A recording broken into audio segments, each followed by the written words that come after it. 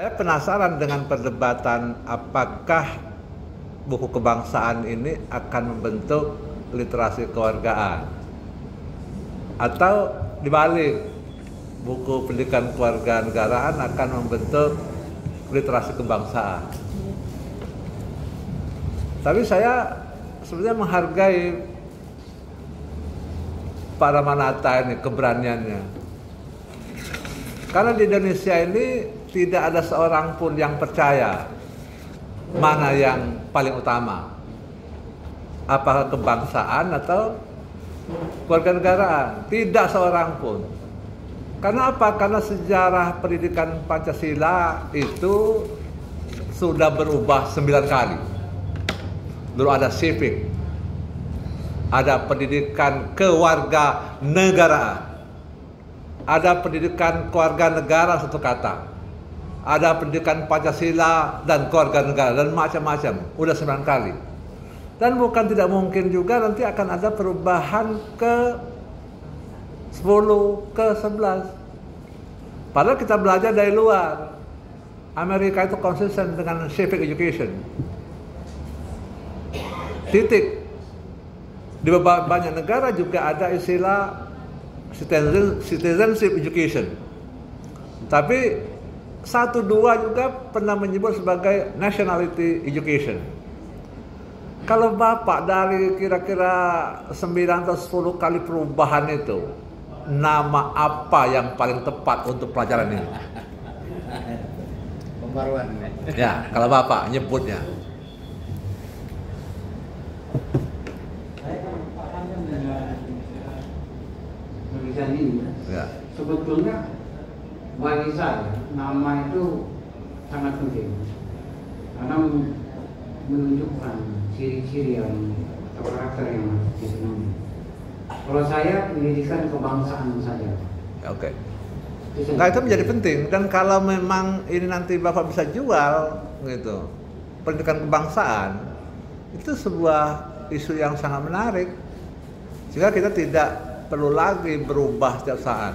Tahun 70-an orang Indonesia itu belajar ke Amerika mengenai parent teacher education, lalu bersemangat sekali membentuk persatuan orang tua murid dan guru.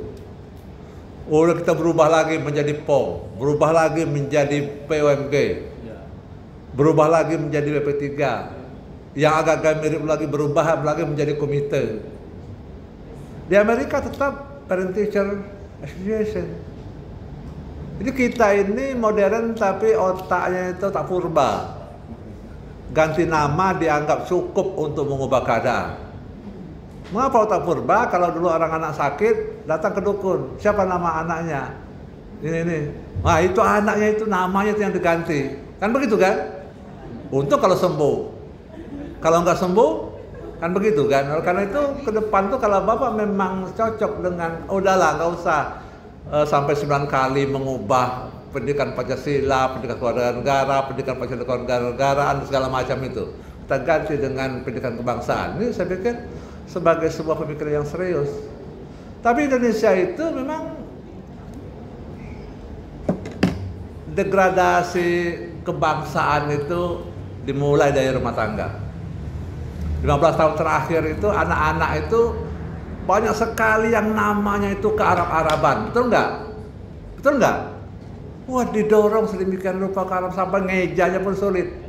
Coba lihat nama-nama anak Jerman, nama-nama anak Amerika. Kecuali yang bersifat blasteran, dia tetap bertahan di ciri khas namanya. Gitu. Saya termasuk juga bertahan di ciri khas nama keindonesiaan, bukan ke Arab-Araban. Karena memang di 15 tahun terakhir atau mungkin 20 tahun terakhir itu semangat Islami di Indonesia itu luar biasa hebat gitu. Padahal itu mestinya juga harus kita pikirkan secara sungguh-sungguh gitu. Kan kata Soekarno dulu, kalau Anda jadi orang Islam tidak harus jadi orang Arab. Kan begitu kan? Kalau Anda jadi orang Hindu tidak perlu jadi orang India. Kan begitu kan? Jadi Indonesia tetap Indonesia. Gitu, seperti kita lihat di film The Last Samurai itu, pesannya orang Jepang boleh mengglobal, tapi orang Jepang dimanapun juga harus tetap jadi orang Jepang. Tapi di Indonesia itu berpikirnya kontekstual, gitu. Benar itu bukan dari teori, bukan dari paradigma berpikir. Untuk sebagian loh, tapi benar itu di mana saya memposisikan diri. Ikuti aja pendapat salah seorang ahli yang kita sebut ahli hukum tata negara itu, bahkan pernah jadi menteri dia kan. Berapa kali perubahannya itu, setiap dia beda posisi beda lagi pendapatnya, beda posisi beda lagi pendapatnya, gitu. Karena itu kita ini mau ilmuwan sungguhan atau mau ilmuwan kontekstual. Kalau jadi ilmuwan kontekstual itu saya akan mengatakan sesuatu ketika saya akan memperoleh keuntungan. Tapi kalau ilmuwan sungguhnya saya akan mengatakan sesuatu karena itu yang saya pahami dari paradigma teoritisnya. Kalau Bapak nanti setelah pulang mau jadi ilmuwan kontekstual atau mau jadi ilmuwan sungguhan? Pak Ramanatha di Surya.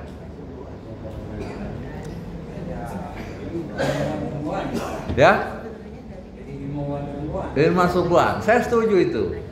Saya kira Bapak kontekstual karena Bapak menyebut panggilan Dedi itu ketika progres menuju ujian tertutup.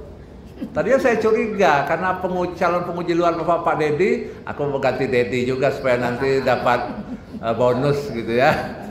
Gitu. Tapi pada nanti saya sangat harga beliau sangat konsisten gitu. Tapi kalau Bapak lahir tahun 66 mengatakan Palembang Bengkulu atau Bengkulu Palembang 20 jam, Bapak mestinya harus malu dengan saya yang sudah usia 65. Kalau saya itu tertinggi 11 jam ke Palembang itu. Kecuali macet sekali di Betung gitu ya, gitu. Karena saya tidak perlu tidur untuk sekedar berjalan dengan jarak segitu. Terakhir, Bapak jangan pesimis untuk jadi guru besar. Pola berpikir linear itu pola pikir negara terbelakang. Di Amerika, di Jerman tuh nggak dikenal linearitas kayak kita ini. Nggak dikenal. Di negara-negara maju semacam itu, keguru besaran seorang itu dilihat dari karyanya. Gitu. Ada seorang dari Bandung Barat yang sekarang jadi dosen di Amerika. Dia nulis tentang komunikasi karena basis keilmuannya komunikasi. Tapi di situ dia menulis komunikasi berbasis kebudayaan. Dan dia jadi guru besar di Amerika, guru besar bidang kebudayaan, bukan guru besar bidang komunikasi. Jadi menurut saya tidak perlu ganti presiden untuk mengganti kebijakan di Indonesia ini. Gitu. Kebijakan kita ini sengaja karena dikemas oleh orang yang sangat rajin. Orang yang sangat rajin itu kurang kerjaan, kan begitu kan? Dan kurang kerjaan dalam bahasa kita itu pesan yang ngejek gitu. Saya ke depan tuh harus dihapus linear semacam itu, gitu. Plato itu dia jagonya matematik sebetulnya, tapi dia ahli filsafat, gitu. Ada banyak juga orang-orang punya karya besar bidang pelukis seperti Van Gogh itu dia tidak punya basis, gitu. Masuk pencipta lampu itu bukan ilmuwan Thomas Alva Edison tuh. Thomas Alva Edison tukangnya rajin. Tapi siapa yang bisa mengalahkan dia? Nggak ada. Gitu. Awal juga penciptakan kereta api itu bukan ilmuwan, tapi itu tukang masak gitu ya. Ketika dia jerangkan air, tiba-tiba tutup itu kelepak gitu. Wah, ini kalau gitu dipanasin melahirkan energi sehingga munculkan mesin uap. Tidak ilmuwan itu. Orang yang berimajinasi, termasuk Archimedes itu bukan ilmuwan, tapi ketika anaknya celup di bak mandi dia marah, nyelup lagi marah lagi dia, tapi dia akhirnya penasaran, kenapa anakku di mengapung, Eureka katanya kan, lalu dia ayo nak nyelup nak, bapak akan tampung air yang terpisah, lalu dia ukur, ini nggak perlu dokter yang gitu-gitu itu, jadi kita tuh ke depan tuh memerlukan orang yang imajinasi. Karena itu linear itu cara berpikir paling jahat di Indonesia menurut saya, dan saya bertanggungjawabkan ucapan itu. Nah, kalau kita mau maju itu harus ubah. Karena di Amerika itu banyak yang umur 25, 28, 36. Di Amerika beberapa profesor muda. Di Indonesia itu ada beberapa profesor muda, ada yang umur 28 di Indonesia dia jadi profesor. Ada juga umur 35, ada umur 27. Tapi dia bukan jadi dosen di Indonesia. Dia jadi dosen di Amerika. Gitu. Nah, ke depan itu kita harus ubah juga itu. Enggak usah orang disiksa habis-habisan baru nanti udah kepala botak baru profesor gitu kan. Nah, apalagi didorong ke arah Scopus segala macam. Tidak ditemukan bukti para profesor dengan Scopus itu lebih hebat dibandingkan dengan para profesor non Scopus. Nggak ada bukti.